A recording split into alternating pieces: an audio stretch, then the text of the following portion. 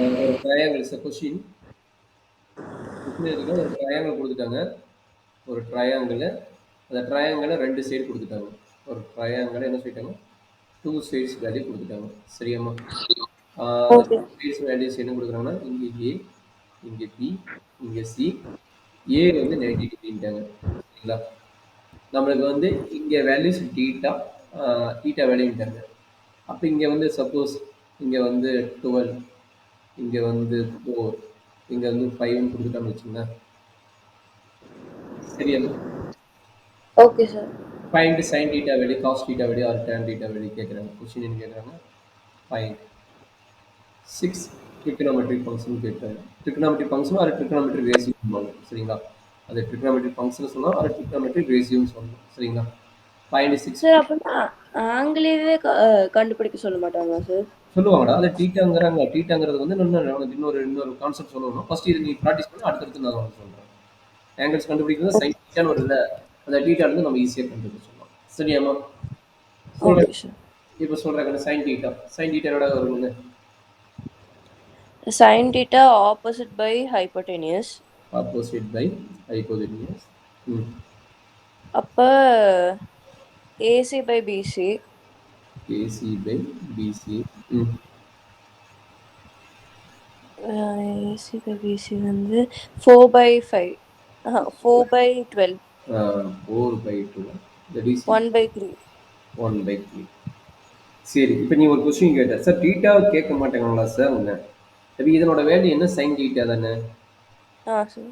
அப்போ இதனோட வேல்யூஸ் வந்து இப்போ உங்களுக்கு கிடையாது. இது ஹையர் ஸ்டடீஸ் போனால் உங்களுக்கு உண்டு. 1 by 3. இதுலேருந்து டீட்டா என்ன கண்டுபிடிக்கலாம்னா சைன் இன்வர்ஸ் ஆஃப் 1 by 3ன்னு எழுதலாம். பட் இன்வர்ஸ் ஃபங்க்ஷன் உங்களுக்கு கிடையாது. அப்போ இந்த மாதிரி ஃபார்முலா அப்ளை பண்ணும்போது டீட்டா வேல்யூ கிடைச்சிடும். இது போய் டேபிள் கண்டுபிடிப்பாங்க. டேபிளில் போய் போட்டிங்கன்னா அது ட்ரிகனோமெட்ரிக் டேபிள் ஒன்று இருக்குது. அதில் போய் போட்டிங்கன்னா உங்களுக்கு வந்து அந்த வேல்யூ கிடைச்சிடும். சரிங்களா? இந்த மாதிரி தான் கண்டுபிடிப்பாங்க. ஆக்சுவலாக இந்த மாதிரி வேல்யூஸ் கண்டுபிடிக்க உனக்கு ப்ராப்ளம் கிடையாது. ஃபர்தராக மூவ் பண்ணுறேன், அப்புறமேட்டு உனக்கு தெரியும். சரியா? இது வரைக்கும் நீ இப்போ கற்றுக்கோ. இதுக்கப்புறம் வந்து இந்த வேறு என்ன வரும்னு உனக்கு நான் கற்றுக் கொடுக்குறேன். இந்த டீட்டா வேல்யூஸ் வந்து கண்டுபிடிக்கிறதுனா இந்த தான் மீனிங். சரிங்களா? சைன் டீட்டா யூஸ் பண்ணி கண்டுபிடிச்சா இதை மீனிங். சப்போஸ் காஸ் டீட்டா வேணும்னா சொல்லுமா? காஸ் டீட்டாவோட ஃபார்முலா அப்ளை பண்ணி சொல்லுமா? காஸ் டீட்டாவோட வேல்யூ என்ன? Adjacent by hypotenuse. Adjacent by hypotenuse.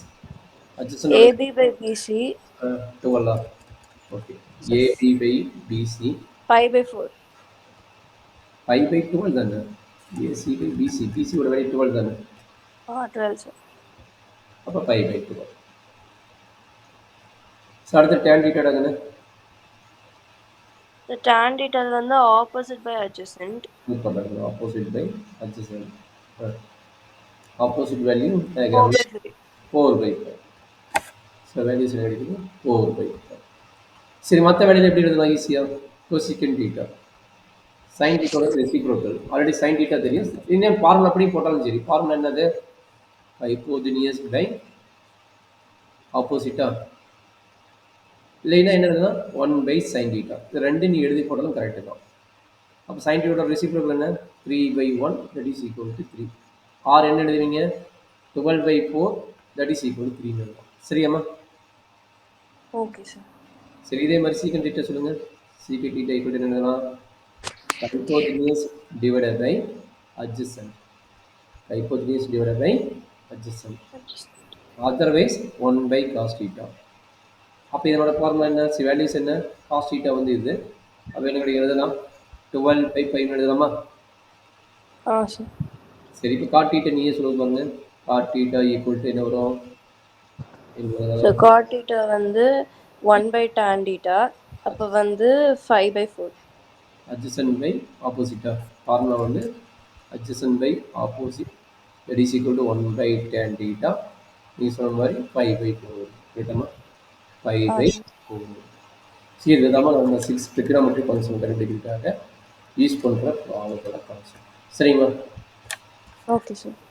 சரி, ஏதாச்சும் டவுட் இருக்குங்களா? No sir. சரி, அப்போ இதை பேஸ் பண்ணி ஒரு ப்ராப்ளம் கொடுத்துட்டு சால்வ் பண்ணி